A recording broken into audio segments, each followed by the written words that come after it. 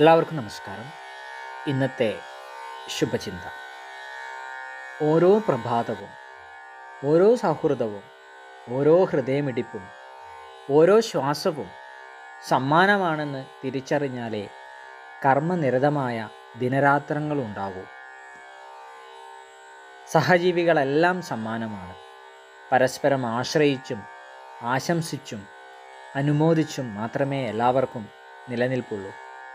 എല്ലാവരും എല്ലാവർക്കും വേണ്ടതുകൊണ്ടാണ് വിവിധ തരം ജീവികളുണ്ടായതുപോലും. ഒന്നിനും തനിച്ച് നിലനിൽപ്പില്ല. എങ്കിൽ പിന്നെ എല്ലാവരെയും ആദരിച്ചും ആശീർവദിച്ചും ജീവിച്ചുകൂടെ?